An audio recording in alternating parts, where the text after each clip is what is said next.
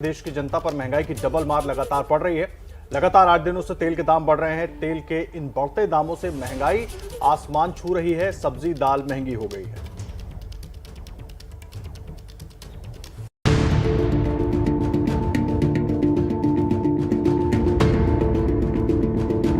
कम खाएंगे और क्या कर सकते हैं। आधा बिक्री हो चुका।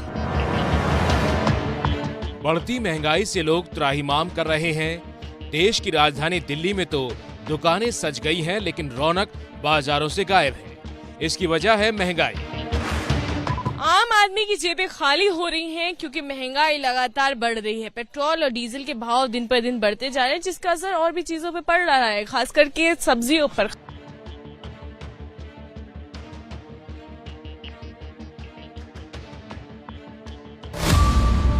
तोरई 120 रुपए प्रति किलो, टिंडा 80 रुपए प्रति किलो, अरबी तो 80 से 100 रुपए किलो में बिक रही है। भिंडी भी 80 रुपए किलो है और नींबू 200 से 250 रुपए किलो में बिक रहे हैं। खाना क्या है बताओ। सब्जी महंगी, दालें महंगी। पहले 1-1, 2-2 किलो ले रहे, अब आधी किलो ले रहे हैं। महंगी सब्जी से आम खरीदार परेशान है तो दुकानदारों का भी दम निकल रहा है। महंगा मैम, दूर से डीजल पेट्रोल कितना महंगा है, किसान कहाँ से लाएगा। अहमदाबाद से आ रहा है ये हाल देश की राजधानी दिल्ली का है, जहां लगातार बढ़ोतरी के बाद पेट्रोल अब 101 रुपए और डीजल 92 रुपए 27 पैसे पर पहुंच गया है। मुंबई में तो तेल के दाम में मानो आग लग गई। पेट्रोल 84 पैसे की बढ़ोतरी के बाद 115 रुपए 82 पैसे प्रति लीटर मिल रहा है, तो वहीं डीजल 85 पैसे की बढ़ोतरी के बाद अब शतक लगाकर 110 पर पहुँच गया है। क्या अपील करना चाहेंगे सरकार से कि आम आदमी को कैसे राहत मिले? मैं अपील ये करना चाहूँगा कि इस पेट्रोल की महंगाई बहुत ज़्यादा बढ़ चुकी है, इसको प्लीज़ कम कीजिए। लेकिन आप ये जानकर चौंक जाएंगे कि देश के कई राज्यों में पेट्रोल डीजल इससे भी महंगा है। महाराष्ट्र के परभणी में पेट्रोल 118 रुपए 87 पैसे प्रति लीटर है। राजस्थान के श्री गंगानगर में 1 लीटर पेट्रोल 118 रुपए से ज्यादा है। मध्य प्रदेश के बालाघाट में भी 115 रुपए से ज्यादा है 1 लीटर पेट्रोल की कीमत। अब जरा महंगे डीजल वाले 5 राज्यों की तस्वीर भी देख लीजिए। आंध्र प्रदेश के चित्तूर में डीजल 103 रुपए 10 पैसे प्रति लीटर है। ओडिशा के मलकानगिरी में 102 रुपए 95 पैसे, तेलंगाना के आदिलाबाद में 102 रुपए 85 पैसे प्रति लीटर डीजल है। अब इन दामों के आधार पर इन जगहों पर महंगाई का अंदाजा आप खुद लगा लीजिए, क्योंकि पेट्रोल डीजल के बढ़ते दाम का असर सीधा माल की ढुलाई और किराया और भाड़े पर पड़ता है। इसी के बाद मुनाफा तय कर दुकानदार माल बेचते हैं। यानी साफ है कि बढ़ती महंगाई ने आम आदमी की कमर तोड़ कर रखी है। बड़ी खबर, आज भी राहत नहीं मिली है। पेट्रोल डीजल के दाम आज फिर बढ़ गए हैं और अभी मिली जानकारी के अनुसार पेट्रोल और डीजल के दाम में 80 पैसे की बढ़ोतरी हो गई है। दिल्ली में पेट्रोल 101 रुपए 81 पैसे प्रति लीटर तो डीजल 93 रुपए 7 पैसे प्रति लीटर हो गया है। पेट्रोल डीजल की कीमतें पिछले 10 दिनों में 9वीं बार बढ़ी है और इस तरह 10 दिन में पेट्रोल 6 रुपए और डीजल 6 रुपए 15 पैसे तक महंगा हो गया है। कल की बात करें, कल भी 80-80 पैसे की बढ़ोतरी हुई थी और आज भी जनता पर ये डबल अटैक हुआ है महंगाई का। पेट्रोल डीजल के दामों में 80-80 पैसे का इजाफा आज भी हुआ है। देश में गर्मी रोजाना रिकॉर्ड तोड़ रही है। मार्च के महीने में ही गर्मी 40 डिग्री के पास पहुंच गई है। मौसम विभाग का कहना है कि अभी तो शुरुआत है, गर्मी और परेशान करेगी।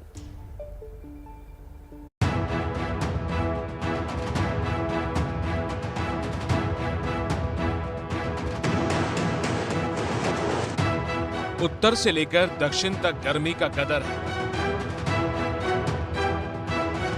जलती गर्मी के आगे बेबस हैं लोग। आधे हिंदुस्तान में गर्मी का येलो अलर्ट है। दिल्ली समेत पूरे उत्तर भारत में पिछले कुछ दिनों से हीट वेव का अटैक जारी है और गर्मी के ये थपेड़े लोगों के लिए आफत की हवा बन गए हैं। मौसम विभाग ने चेताया है कि दिल्ली में अधिकतम तापमान 40 डिग्री के पार पहुंच सकता है और अगर ऐसा हुआ तो दिल्ली में गर्मी का 70 साल का रिकॉर्ड टूट जाएगा। मार्च के महीने में रिकॉर्ड तोड़ गर्मी ऐसा कहर बरपा रही है कि दिल्ली से लेकर हैदराबाद और राजस्थान से लेकर मुंबई तक लोग लू के थपेड़े में फंसे हैं। ये तस्वीरें देश के अलग अलग राज्यों के अलग अलग शहरों की हैं, जहां गर्मी सितम बरपा रही है। जूस की दुकानों पर लोगों की भीड़ बढ़ गई है तो बाजार पानी के ठंडे मटकों से सज गए। दिल्ली और यूपी में गर्मी ने जब से अपने तेवर बरसाने शुरू किए, दोपहर में सड़कों पर सन्नाटा दिखने लगा। मौसम विभाग का अनुमान है कि आने वाले 10 दिनों में ये गर्मी और बढ़ेगी, क्योंकि अभी मौसम से कोई राहत नहीं मिलने वाली। रेन का तो कोई संभावना नहीं है नेक्स्ट 10 डेज। और बाकी जो राष्ट्रीय राजधानी का एनसीआर रीजन है और हमारा जो मध्य प्रदेश का इलाका है ज़्यादा अफेक्ट हो रहा है, और महाराष्ट्र का अंदरूनी, ठीक है। तो ये कंसर्न है, बारिश नहीं होगा नेक्स्ट 10 डेज ये एरिया में। तो इस तपती गर्मी में बच सकें तो धूप से बचें और लू के थपेड़ों में बाहर ना निकलें। और हाँ, पानी पीते रहें, क्योंकि गर्मी का पारा फिलहाल तो नीचे आने वाला नहीं है। देखिए, एबीपी न्यूज की खबर का असर हुआ है।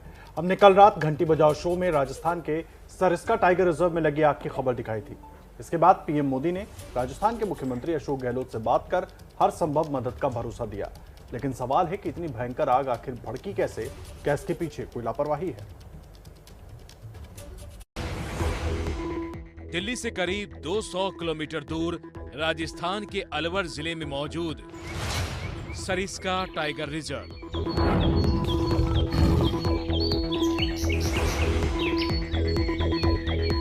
वो टाइगर रिजर्व जो इस वक्त पर्यटकों की भीड़ से घिरा होता है, लेकिन तस्वीर अभी बदली हुई है।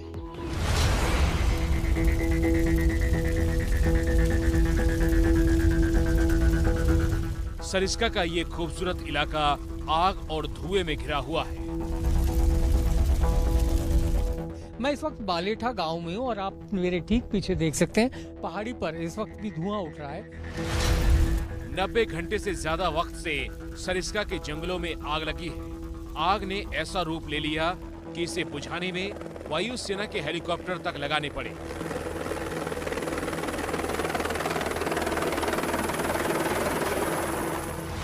कुछ इस तरीके से सेना के हेलीकॉप्टर के जरिए जंगल में लगी आग को बुझाने की कवायद चल रही है।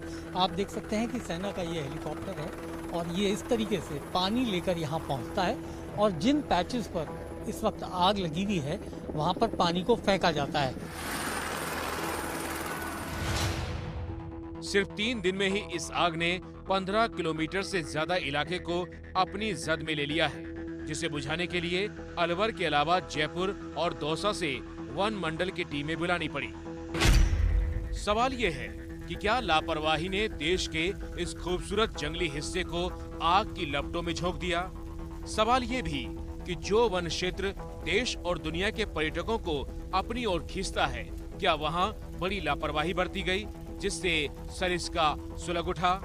सवाल ये है कि क्या वीवीआईपी की आवभगत में ऐसे खोए रहे वन विभाग के अफसर कि अपनी जिम्मेदारी को ही भुला बैठे, जिससे आग वक्त रहते बुझ नहीं सकी और जंगल का एक बड़ा हिस्सा राख बन गया?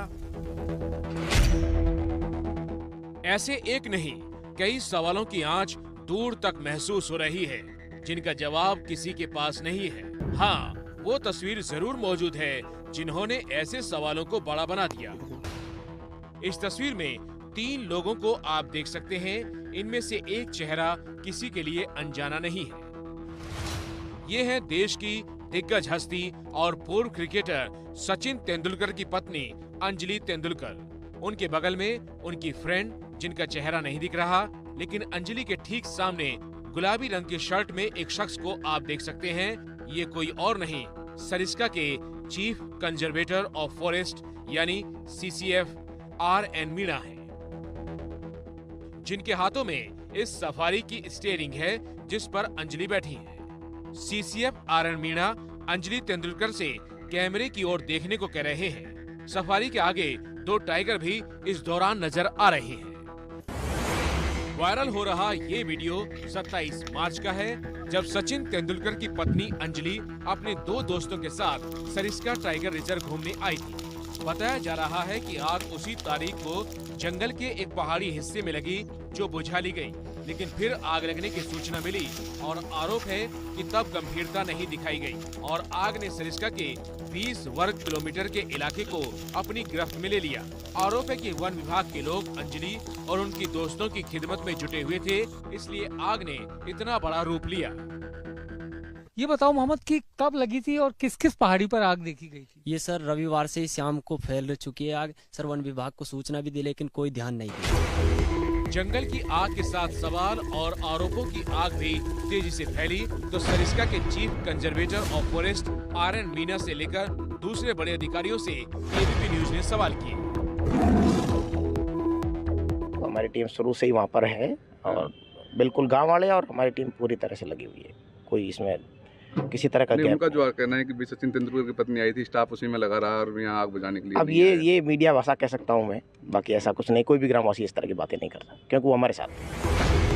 सरिस्का के वन अधिकारी आरोपों को नकार रहे हैं, सफाई दे रहे हैं कि आग की जांच की बात तक हो रही है तो जंगलों की इस आग के पीछे बढ़ती गर्मी को भी जानकार वजह बताते हैं।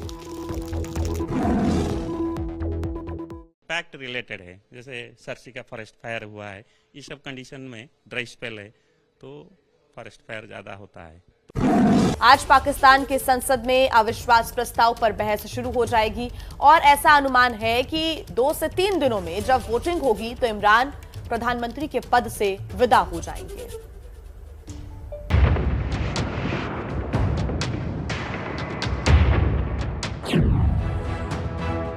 दुनिया ये जानने को बेताब है कि पाकिस्तान के पीएम इमरान अब सत्ता में कितने दिनों के मेहमान हैं।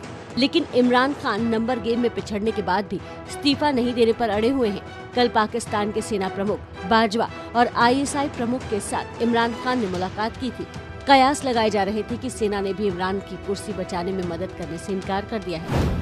लेकिन अब इमरान सरकार के सूचना मंत्री फवाद चौधरी मजबूती से ये दावा कर रहे हैं सेना प्रमुख ने इमरान खान को इस्तीफा देने के लिए नहीं कहा है। फवाद चौधरी ने बाजवा और इमरान खान के बीच मुलाकात की पुष्टि तो की लेकिन इस्तीफे पर बात होने को खारिज कर दिया।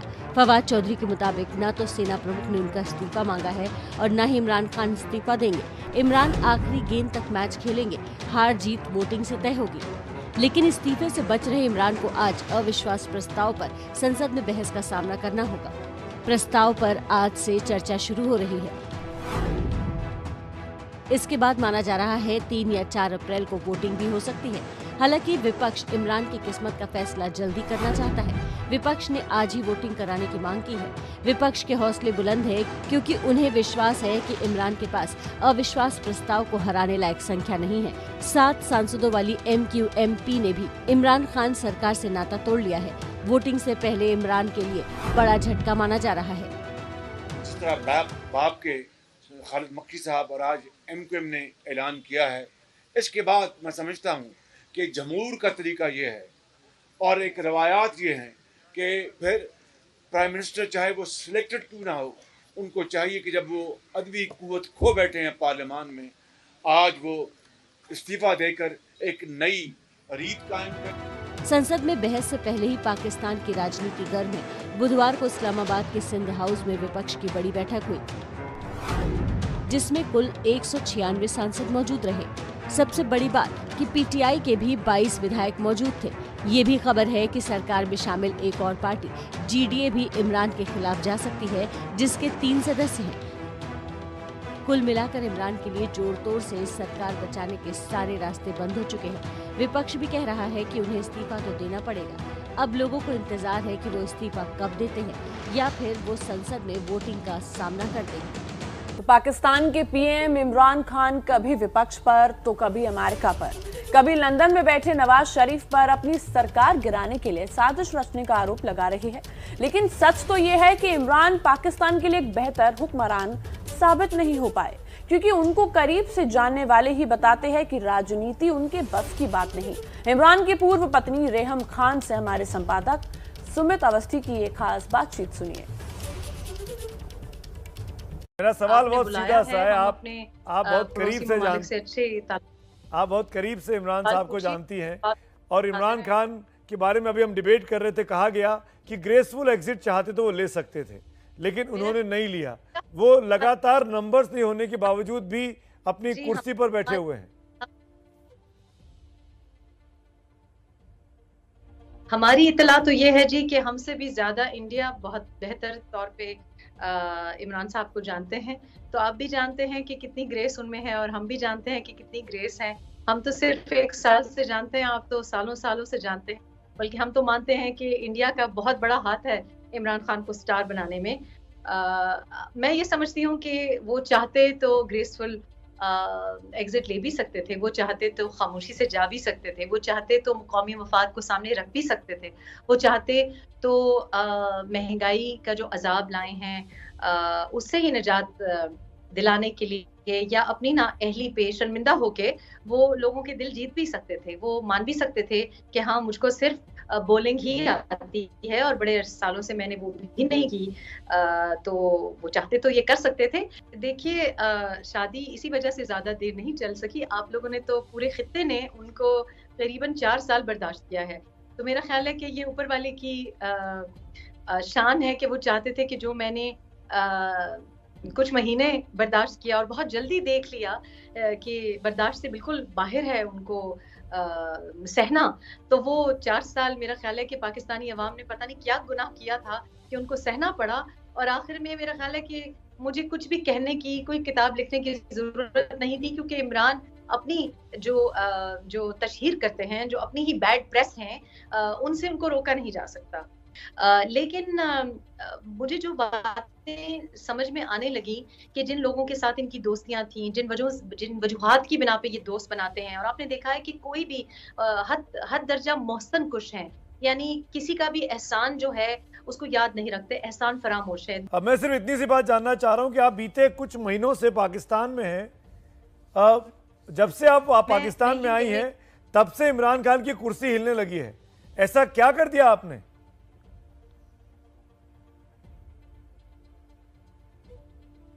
देखिए, हम मलंग लोग हैं, जहां से मेरा ताल्लुक है, तो हम जब दुआ के लिए हाथ उठाते हैं तो वो दुआ ही काफी होती है। तो नवंबर में हम वापस आए हैं और मेरा ख्याल था कि अब बहुत हो गई, ऑपोजिशन को भी थोड़ी सी हिम्मत करनी चाहिए। वो ऐसा लग रहा है कि उंगली कटा के शहीद होना चाह रहे हैं। देखिए, उंगली कटा के तो कोई नहीं शहीद होता। आपको पता है कि शहादत का जो मर्तबा है वो वहां तक नहीं पहुंच सकते, ना वो जुल्फिकार अली भुट्टो हैं। अब ये जो खत हिला हिला के दिखा रहे हैं, पता नहीं किस माशूक का खत है जो कि छुपाया जा रहा है, दिखाया नहीं जा रहा, इसलिए क्योंकि ये जुल्फिकार अली भुट्टो बनने की नाकाम कोशिश कर रहे हैं। जुल्फिकार अली भुट्टो साहब के ये कहीं भी नजदीक पहुंचने की सोचे भी ना, और ना इनको मुल्क जुल्फिकार अली भुट्टो समझता है। ये जो खत जिसका ये सहारा ले रहे हैं, ये जुल्फिकार अली भुट्टो, आपको याद होगा 1977 में उस वक्त के साइरस वैंस थे जिसका खत था, और जुल्फिकार अली भुट्टो साहब ने वो ना सिर्फ वो खत दिखाने में कोई हिचकिचाहट नहीं थी, बल्कि यूएस एम्बेसी ने उस वक्त एक्सेप्ट किया कि हाँ जी, ऐसा खत हमने भेजा है। और वो और बात थी, ये वहां से एक बात, तो मुझे तो पता है कि इनको फिल्में बनाने का बड़ा शौक है। मैं उम्मीद कर रही हूँ कि आप क्रिकेट तो नहीं खेल सकते, लेकिन कोई स्टैंड अप कॉमेडी या बॉलीवुड, कुछ ऑफर्स जो पहले इनके लिए थी, वो आप लोग फिर इनसे मोहब्बत का जो है वो मिस खान, इजहार कर। देखिए, दिल के मरीजों के लिए स्टेंट सर्जरी किसी वरदान से कम नहीं है, लेकिन जिंदगी देने वाला यही स्टेंट ही अब सवालों के घेरे में है। ये चिंता बढ़ाने वाली खबर राजधानी दिल्ली से सामने आई है, जहां एक अस्पताल में स्टेंट लगवाने वालों की मौत का आंकड़ा डराने वाला है। हार्ट के मरीजों को चौकन्ना करने वाली ये रिपोर्ट जरूर देखिए।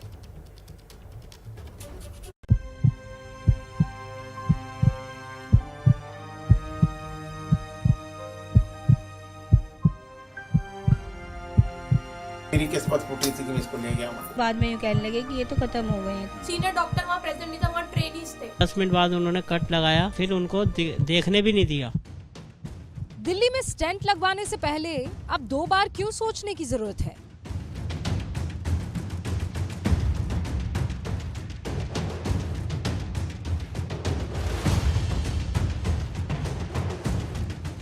जीवन रक्षक स्टेंट क्यों हो गया है जानलेवा?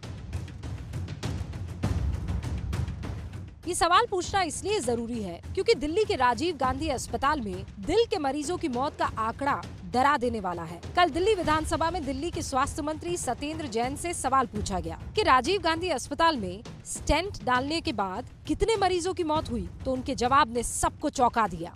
एक कार्डियोलॉजी विभाग में मृत्यु की कुल संख्या बस 2020 में 70 और 2021 में 148 थी। पिछले 2 वर्षों में कुल 218 मौतों में से 101 वे मरीज थे जिनके स्टेंट इम्प्लांट एंजियोग्राफी के द्वारा लगाए गए थे। 3 वर्ष 2022 में 7 मार्च तक कार्डियोलॉजी विभाग में कुल 17 लोगों की मृत्यु हुई। सुना आपने, जब हार्ट में ब्लॉकेज की समस्या दूर करने वाला स्टेंट ही जानलेवा बन जाए तो आम आदमी कहाँ जाए। और इससे भी ज्यादा चिंता वाली बात यह है कि राजीव गांधी अस्पताल में स्टेंट डालने वालों की मौत का प्रतिशत हर साल बढ़ रहा है। साल 2020 में 3014 मरीज भर्ती हुए जिनको दिल में स्टेंट लगाया गया। इसमें से 2.32% यानी 70 मरीजों की मौत हो गई। साल 2021 में 4136 मरीज भर्ती हुए जिसमें से 3.57% यानी 148 मरीजों की मौत हो गई। और साल 2022 में अब तक 327 मरीजों में 5.19% यानी 17 लोगों की मौत हो गई है। स्वास्थ्य मंत्री सत्येंद्र जैन ने बताया कि इन मौत में से 3 मौत को लेकर एक जांच समिति का गठन किया गया है जिसकी रिपोर्ट का अभी इंतजार हो रहा है। इनमें से एक परिवार है दिल्ली में रहने वाले नवीन सब्बरवाल का, जिनकी 58 साल की पत्नी पूजा रानी सब्बरवाल की मृत्यु 7 मार्च को राजीव गांधी अस्पताल के कार्डियक केयर यूनिट में इलाज के दौरान हो गई।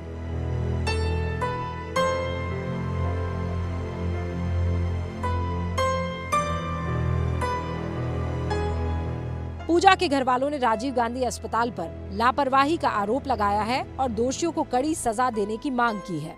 मेरी किस्मत फूटी थी कि मैं इसको ले गया हूँ। आपको लगता है कि स्टेंट डालने के बाद इस तरह से मौत होनी चाहिए? नहीं होनी चाहिए, नहीं होनी चाहिए। स्टेंट तो मामूली चीज है। मामूली तो हमारे मोहल्ले में कईयों के स्टेंट डले हुए हैं। इन लोगों औरतों ने कहा तब मैं इसको ले गया, नहीं तो मैं तो ले जाता ही ना। आपको लगता है कि जो स्टेंट डाला गया वो गलत डाला गया? गलत डाला है। वो मेरी घरवाली ठंडी नीली पड़ी है। स्टेंट डालने में गलती करी है। सीनियर डॉक्टर वहाँ प्रेजेंट नहीं था, वहाँ ट्रेनीज थे। ट्रेनीज हमें पता चला है ट्रेनीज प्रेजेंट थे। और जिनकी 2 और की जिनकी हमारे साथ ही उनकी डेथ हुई है, उनके पास एक के पास वीडियो भी है। ये जो राजीव गांधी हॉस्पिटल है, या तो यहाँ ताले लग जाए या तो यहाँ पे सख्त से सख्त कार्रवाई की जाए।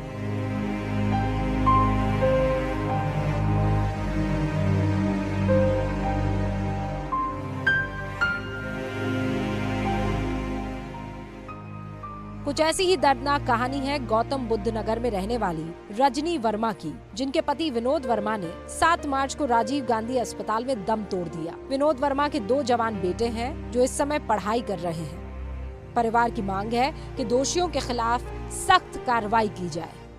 उन्होंने चाय भी पी थी, टॉयलेट भी मैंने करवाया था उनको। टॉयलेट करवा के फिर बिल्कुल आंखों के सामने सीधी अच्छे खासे बैठे हुए थे। वो क्या नाम बोलते, सामान मंगवाया था बच्चों से, सामान लेके आए, फिर बाद में यूँ कहने लगे कि ये तो खत्म हो गए हैं थोड़ी देर, तो 1-2 घंटे के बाद। लापरवाही यही है जी, उन्होंने कोई करते बार यहाँ पर जो कट लगाया है, कट में उनपे कोई गलत नस कटी है, क्योंकि उसमें से ब्लड भी आ रहा था। हमने खुद देखा था, फोटो भी हमारे पास अवेलेबल। हादसा हो भी गया तो हमें जवाब तो दे कोई, वहाँ पर जवाब देने वाला कोई मौजूद नहीं है। सब भाग गए वहाँ से, पूरा हॉस्पिटल खाली हो गया, बस गार्ड रह गए वहाँ पर। और इस वक्त की बड़ी खबर पर नजर डालेंगे। यूक्रेन में युद्ध के मोर्चे से इस वक्त की बड़ी खबर ये कि स्वीडन के न्यूज चैनल TV4 ने दावा किया है परमाणु हथियारों से लैस रूस के 2 जहाजों ने स्वीडन की वायु सीमा का उल्लंघन किया है। रूस के न्यूक्लियर बॉम्बर के साथ 2 फाइटर प्लेन में स्वीडन की एयर स्पेस में ये प्लेन घुस गए हैं। हालांकि स्वीडन नेटो का मेंबर नहीं है, लेकिन रूस के इस कदम से यूरोप में तनाव और बढ़ सकता है। ये दावा किया है चैनल TV4 ने। रूस के 4 जेट्स ने वायु सीमा में एंट्री कर ली है। ये बड़ा दावा चैनल TV4 ने किया है। हालांकि नेटो का सदस्य स्वीडन नहीं है, लेकिन उसके बावजूद भी रूस के इस कदम से यूरोप में तनाव और भी ज्यादा बढ़ सकता है। स्वीडन का ही न्यूज चैनल है TV4 जिसने दावा किया है कि परमाणु हथियारों से लैस रूस के 2 जहाज हैं जिन्होंने स्वीडन की वायु सीमा का उल्लंघन किया है। और साथ ही रूस यूक्रेन के बीच जंग के माहौल में दुनिया का उम्मीदें भारत से बड़ी है। उधर अमेरिका रूस पर नकेल कसने के लिए लगातार भारत की मदद मांग रहा है, तो रूस प्रतिबंधों से कराहती अपनी अर्थव्यवस्था को बचाने के लिए पारंपरिक दोस्त भारत की तरफ देख रहा है। इसी उम्मीद के साथ रूस के विदेश मंत्री 2 दिनों के भारत दौरे पर आ रहे हैं। मुलाकात में क्या बात हो सकती है, हमारी इस रिपोर्ट में देखिए।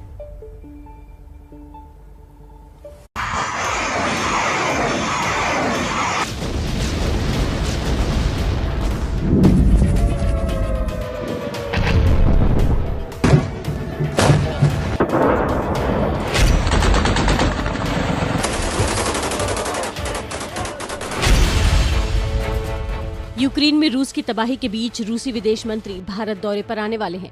जानकारी के मुताबिक रूस के विदेश मंत्री सर्गेई लावरोव 2 दिनों के भारत दौरे पर आ रहे हैं।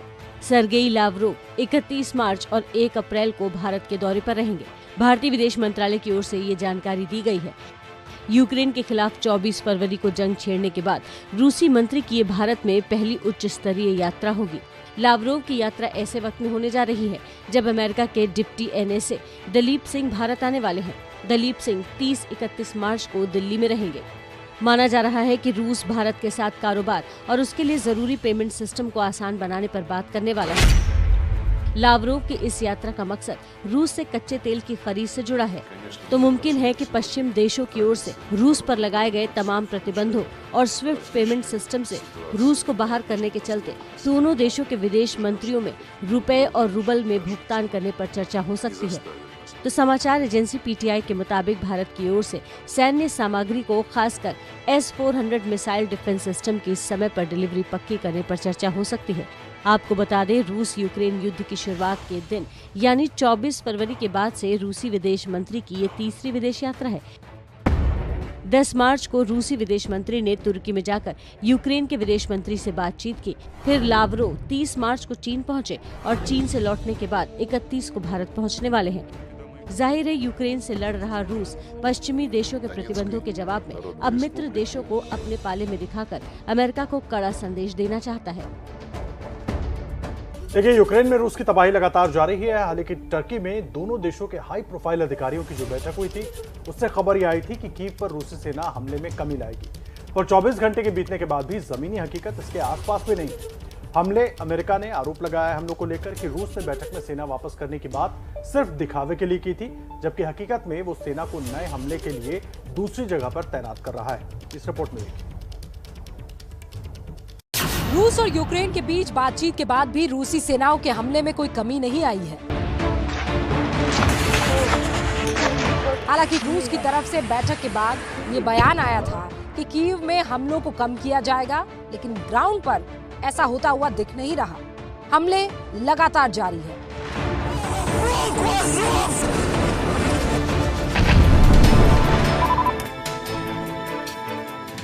रूसी रक्षा मंत्रालय ने वीडियो जारी करके यूक्रेनी सेना के एक एयर डिफेंस सिस्टम S-300 को तबाह करने का दावा किया है। वीडियो में दिख भी रहा है कि S-300 एयर डिफेंस सिस्टम पूरी तरह से तबाह हो गया है। उसकी मिसाइल लॉन्च ट्यूब्स बिखरी पड़ी है।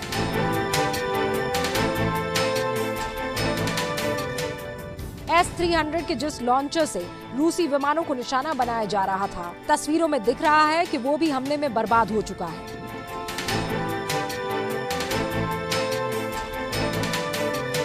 इसका राडार सिस्टम, मिसाइलों का भंडार, सब कुछ रूसी सेना की स्ट्राइक में खाक हो चुका है। रूसी सेना की तरफ से हमलों की पूरी जानकारी दी गई है। इसी बात से आरोप लगाए जा रहे हैं कि शांति समझौते के लिए हुई बैठक में जो बात रूस की तरफ से कही गई थी, उसका पालन नहीं हो रहा है। यूक्रेन के अलग अलग शहरों पर रूसी सेना अपने हमलों को कम नहीं कर रही है। अमेरिका ने इस पर बेहद चिंता जताई है। पेंटागन ने बयान जारी करके रूस पर झूठ बोलने का आरोप लगाया है। अमेरिका कह रहा है कि रूसी सेना अपनी तैनाती की जगह बदल रही है, सेना को हटा नहीं रही है। जो तस्वीर आ रही है, जो वीडियो जारी किए जा रहे हैं, उनसे साफ झलक रहा है कि अमेरिकी रक्षा मंत्रालय का रूस पर लगाया ये आरोप सही है, क्योंकि रूसी सेना के हमले हो रहे हैं और लगातार गोलाबारी और बमबारी जारी है। हालांकि तुर्की के इस्तांबुल में 29 मार्च को हुई बैठक को बेहद पॉजिटिव नजरिए से देखा जा रहा था। दावा किया जा रहा था कि बेहद सकारात्मक बैठक हुई है। रूस की तरफ से भी ये कहा गया कि बैठक में पॉजिटिव फैक्टर तो था, लेकिन अभी ये नहीं कहा जा सकता कि बैठक से कोई बड़ा नतीजा निकला है। रूसी रक्षा मंत्रालय के मुताबिक मिसाइल हमले में डॉनबास इलाके के एक बड़े फ्यूल डिपो को नष्ट किया गया है। इसके नष्ट होने से यूक्रेनी सेनाओं को तेल की सप्लाई कट गई है। इसके अलावा दावा ये भी किया गया है कि अटैक में यूक्रेनी सेना के 2 बड़े डिपो, जिसमें बड़ी मात्रा में रॉकेट्स और तोपों में इस्तेमाल होने वाले गोले रखे गए थे, उन्हें भी बर्बाद कर दिया गया है। यूक्रेन को महीने भर से ज्यादा हो चुकी इस जंग से कितना नुकसान हुआ है, इसका अंदाजा फिलहाल तो तस्वीरों से लग ही पा रहा है। सैटेलाइट तस्वीरों में बर्बादी का पैमाना साफ दिख रहा है। सैटेलाइट से ली गई ये तस्वीरें मारियोपोल इलाके की है, जहां पर भयानक तबाही हुई है। वहां के मेयर ने दावा किया है कि रूसी सेना के हमले में कम से कम 5000 लोग मारे गए हैं।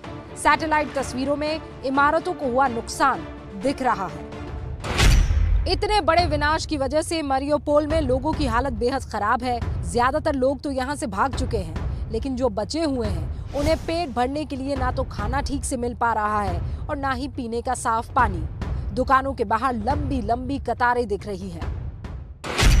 सैटेलाइट से तस्वीरें 29 मार्च को ली गई है। रेड क्रॉस सोसाइटी की तरफ से कहा गया है कि मारियोपोल में मौजूद लोगों के लिए जिंदगी बद से बदतर होती जा रही है। वक्त रहते अगर उनके पास मदद नहीं पहुंचाई गई तो सैकड़ों लोगों की जान जा सकती है। उधर यूक्रेन के उत्तरी इलाके चेर्नोहिव में भी हालात ऐसे ही है। वहां भी रूसी गोलाबारी में भयानक तबाही मची है। हर तरफ बस बर्बादी का मंजर नजर आ रहा है। चेर्नोहिव के गवर्नर ने रूसी राष्ट्रपति पुतिन पर बेहद कड़ा बयान दिया है। गवर्नर ने कहा है कि उनकी सेना यूक्रेन पर जिस तरह हमला कर रही है उससे साफ है कि पुतिन के पास अब वक्त बचा नहीं है। वो अपने ताबूत में आखिरी कील ठोक रहे हैं। उधर यूक्रेनी सेना ने रूसी कब्जे वाले डॉनबास इलाके पर जवाबी हमला किया है, जिसमें दोनेत्स्क पर मिसाइल हमला शामिल है।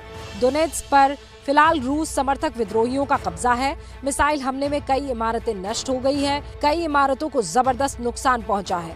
कुल मिलाकर यूक्रेन में ना तो शांति नजर आ रही है, ना ही अगले कुछ दिनों में इसकी कोई उम्मीद दिख रही है। अजोव सागर से सटे मारियोपोल रूस के लिए सामरिक रूप से बेहद महत्वपूर्ण है। इस शहर पर कब्जा कर रूस क्रीमिया और डोनबास प्रांत को जोड़कर अपने लिए वैकल्पिक रास्ता बनाना चाहता है। ताजा खबर है कि रूस के राष्ट्रपति पुतिन ने फ्रांस के राष्ट्रपति इमैनुएल मैक्रों से कहा कि मारियोपोल पर हमले तब तक नहीं रुकेंगे जब तक यूक्रेन की सेना आत्मसमर्पण नहीं करती है।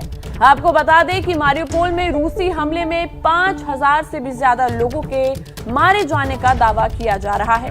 यहाँ फंसे लाखों लोग भूखे मरने की कगार पर है।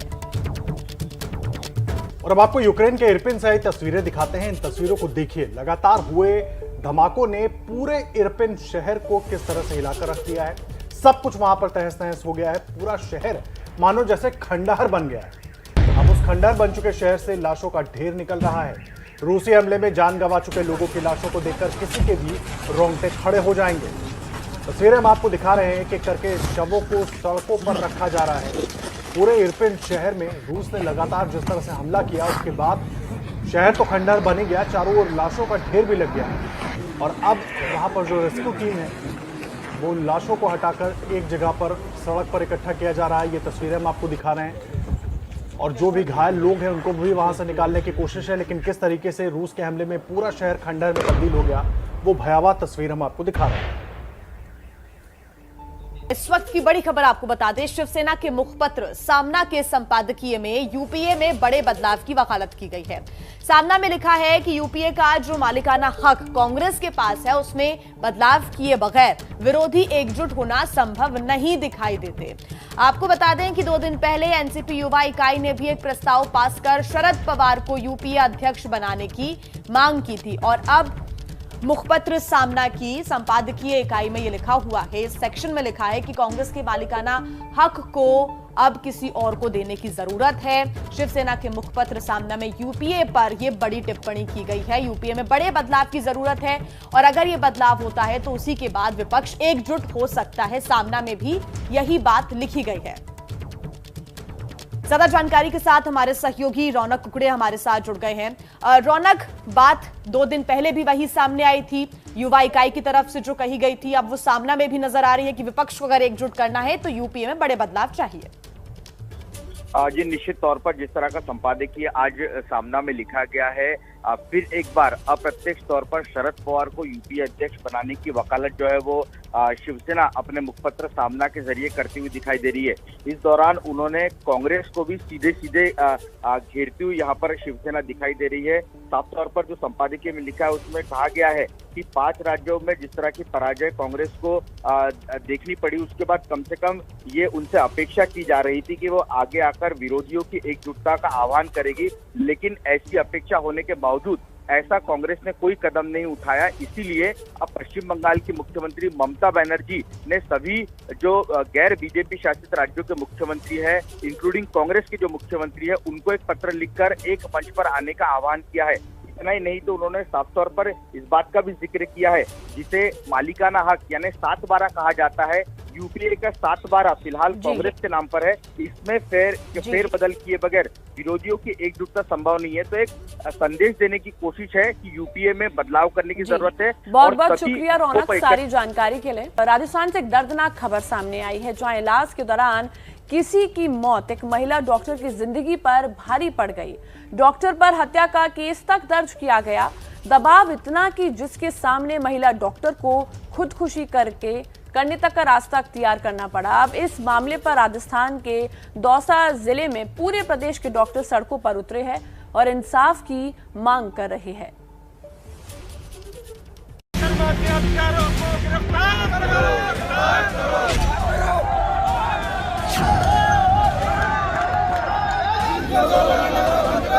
ये केस हो गया, ये अब ये लोग मुझे मार डालेंगे। हम लोग बेटा कुछ नहीं होगा तेरे को, भैया जेल भी जाना पड़ेगा हमको। इलाज के दौरान मौत की घटना ने एक डॉक्टर को धारा 302 में फंसा दिया और फिर डॉक्टर को मौत को गले लगाने के लिए मजबूर होना पड़ा। अर्चना के हत्यारों को फांसी दो। ये मजबूर करने वाले जो लोग हैं उसी के खिलाफ इंडियन मेडिकल एसोसिएशन ने हॉस्पिटल से लेकर सड़क पर प्रदर्शन किया।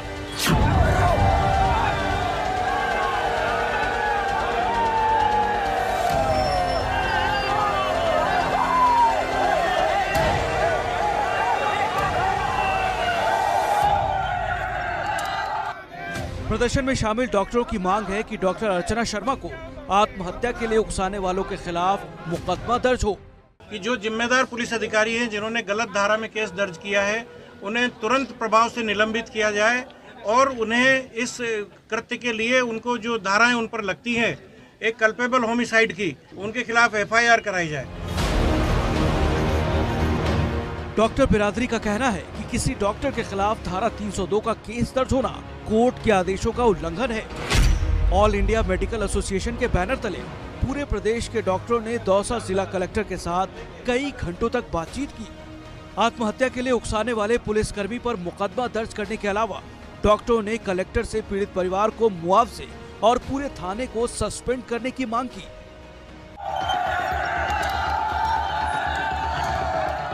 पुलिस के मुताबिक दौसा के आनंद हॉस्पिटल में सोमवार को एक गर्भवती की मौत के बाद परिजनों ने शव के साथ हॉस्पिटल के गेट पर प्रदर्शन किया था। गर्भवती के पति ने महिला डॉक्टर अर्चना शर्मा और हॉस्पिटल के संचालक के खिलाफ लापरवाही का आरोप लगाते हुए हत्या का मामला दर्ज कराया था। तत्व हैं जो परेशान कर रहे थे इसको काफी दिनों से। यही बोले भैया ये डॉक्टर नहीं है, ये केस हो गया, ये अब ये लोग मुझे मार डालेंगे। हम लोग बेटा कुछ नहीं होगा तेरे को, बोले भैया जेल भी जाना पड़ेगा हमको। बोले तेरे को कहीं नहीं जाना, कोई जेल नहीं जाना, हम लोग है ना। दबाव में आकर आत्महत्या करने से पहले डॉक्टर अर्चना ने सुसाइड नोट भी लिखा था, जिसमें उसने खुद को बेगुनाह बताते हुए लिखा कि मैंने किसी को नहीं मारा, मेरा मरना ही शायद मेरी बेगुनाही साबित कर दे। मैं अपने पति और बच्चों को बहुत प्यार करती हूँ। मेरे मरने के बाद इन्हें परेशान नहीं करना।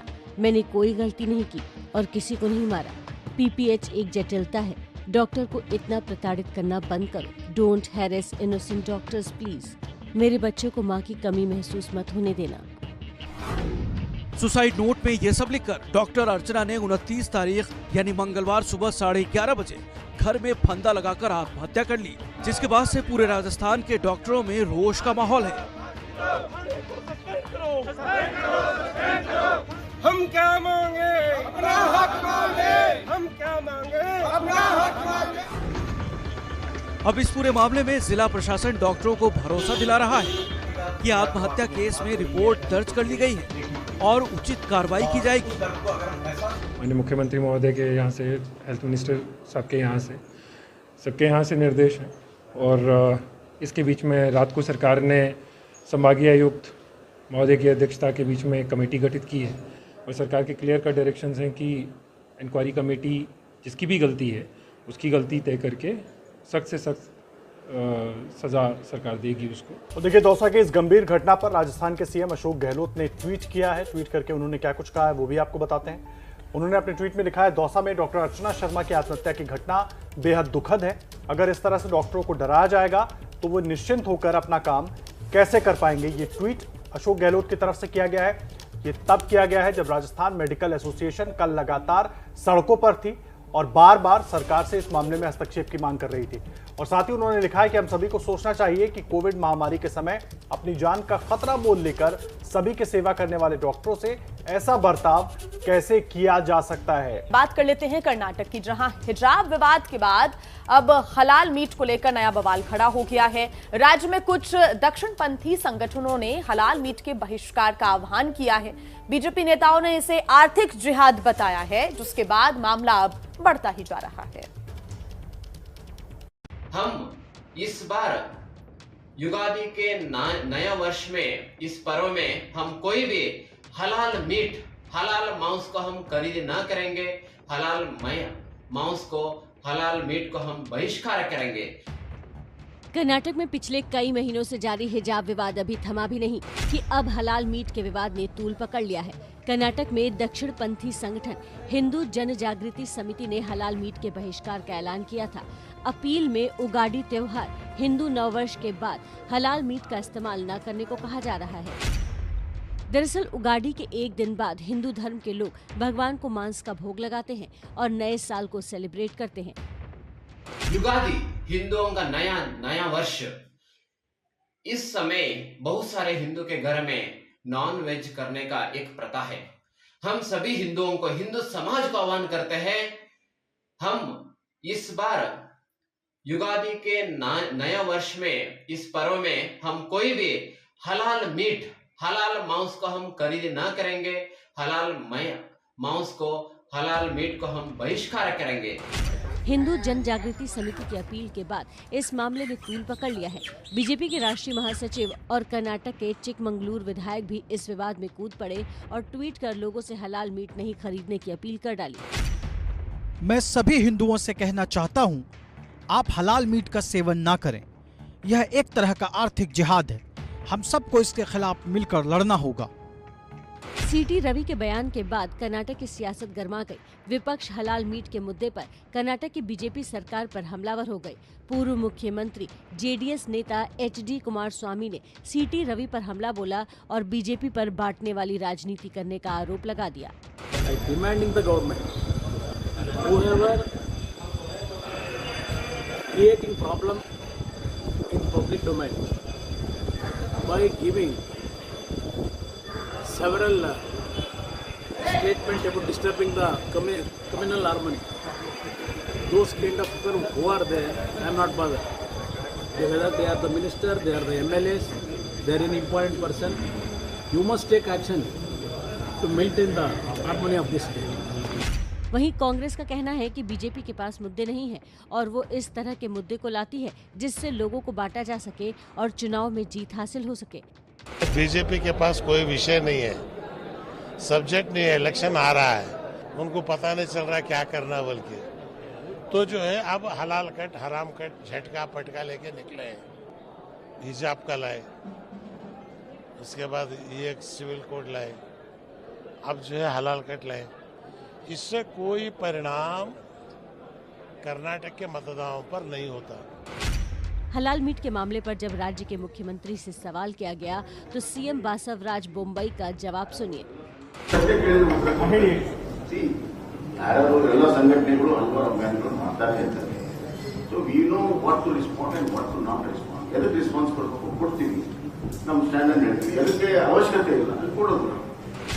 एक तरफ कर्नाटक में हलाल मीट पर सियासत गर्म है, तो वहीं दूसरी तरफ आज गृह मंत्री अमित शाह और कांग्रेस नेता राहुल गांधी भी कर्नाटक जाने वाले हैं।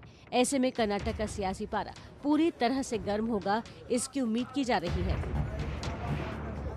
तो शिवपाल यादव ने कल विधायक पद की शपथ ली और शपथ के बाद वो सीधे सीएम आवास पहुंच गए। शिवपाल सीएम योगी से 20 मिनट तक मुलाकात की। सीएम योगी से मिलने पर राजनीति गरमाई गई है। चाचा भतीजे में फिर नाराजगी की खबर सुर्खियां बन गई है। शिवपाल सिंह यादव जो विधानसभा का सदस्य निर्वाचित हुआ हूँ, ईश्वर की शपथ लेता हूँ। एक बार फिर यूपी की राजनीति में शिवपाल यादव चर्चा में हैं। उन्होंने कल विधायक पद की शपथ ली, लेकिन चर्चा की वजह ये तस्वीर नहीं बल्कि सीएम आवास के भीतर की वो मुलाकात है जिसकी तस्वीर का इंतजार है। विधायक पद की शपथ के बाद शिवपाल यादव ने लखनऊ के 5 कालिदास मार्ग पर सीएम योगी आदित्यनाथ से मुलाकात की। यूं तो विपक्ष के किसी लोकप्रिय नेता का सदन के नेता या मुख्यमंत्री से मिलना कोई विवादित बात नहीं, लेकिन शिवपाल की इस मुलाकात पर चर्चा इसलिए शुरू हो गई है क्योंकि मुलाकात का वक्त ऐसे समय निकाला गया जब चाचा की एक बार फिर भतीजे से झगड़े की बात चल रही है।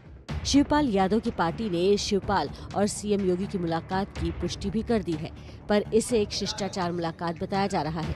लेकिन शिवपाल और योगी की मुलाकात को समाजवादी पार्टी वाले विपक्षी गठबंधन में खींचतान का संकेत माना जा रहा है और शपथ ग्रहण के बाद शिवपाल यादव के बयान इस संकेत को और बल दे रहे हैं।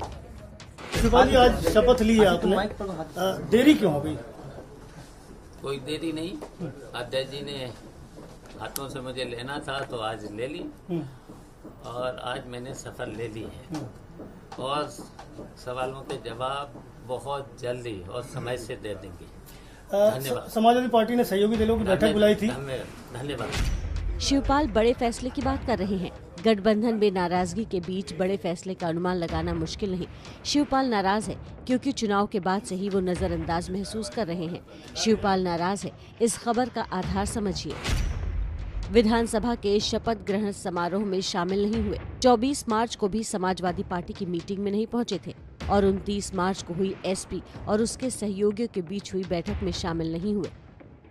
ये उसी दिन की तस्वीर है जब 29 मार्च को अखिलेश यादव सहयोगियों के साथ मीटिंग कर रहे थे, लेकिन चाचा शिवपाल बैठक से दूरी बनाते हुए इटावा के भरथना में भागवत कथा सुनने में लीन थे। 2017 के अलगाव के बाद 2022 में चाचा और भतीजे में रिश्ते सुधारने की कोशिश तो हुई, लेकिन चुनाव के नतीजे ने लगता है फिर से दूरी बढ़ा दी है। शिवपाल तो समाजवादी पार्टी के टिकट पर जसवंत नगर सीट से 6ठी बार चुनाव जीत गए हैं, लेकिन अखिलेश सत्ता से दूर रह गए। अब जिस तरह उन्हें पार्टी की बैठकों में बुलाया नहीं जा रहा है, उससे चाचा के फिर भतीजे से नाराज होने की चर्चा जोरों पर है और सीएम योगी से मुलाकात उस चर्चा को और हवा दे रही है।